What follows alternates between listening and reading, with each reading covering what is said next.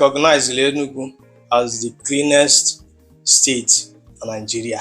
To the extent that I win again 100 million naira from First Lady Nigeria, Bo Ñ100 Tinubu, Enugu State 100 million because of again a state Enugu State is so now the state in Nigeria the cousin China need.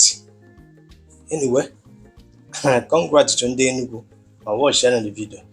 We'll take our good news report now, highlighting Enugu State for being recognized as a model green state, winning a 100 million naira award from the First Lady of Nigeria, Senator Oluremi Tinubu.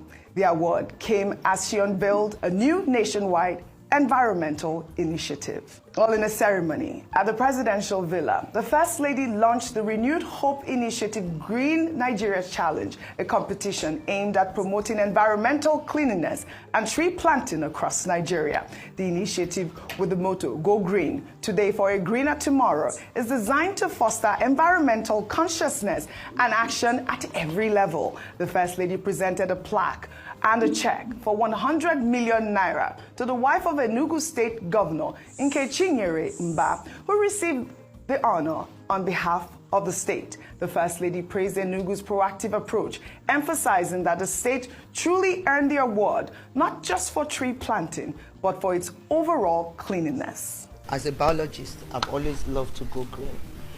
During the time my husband was governor of Lagos State, I used to go clean roads. Unclogged drains, I did a lot. I was young.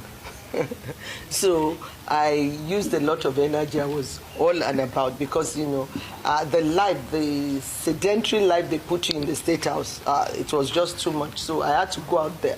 So I have reasons to go out and do work. When I was riding in the car with the First Lady of Enugu State, she was telling me that, oh, when she sees anything that the governor doesn't want to really see any filth around, that immediately they fix it immediately. And I think that's the best way to go. We can learn a thing or two from there. Okay, na fugono na Enugu State so na state the culture na Nigeria to the extent na how we nearly 100 million. Congrats to Peter Mba and Enugu niile. You understand me? The bias no ifeoma ka na engomi. How ya basti mmadu nya jide ka oji. Man ifo na eme malo mma. You understand what I'm saying? Dodo easy keep go do a state in Nigeria coordinate. Also na Nigeria ka ọ ga-abụ ịpụta na Nigeria ebe dị mparo na enu flyover no leba na anyu nshi.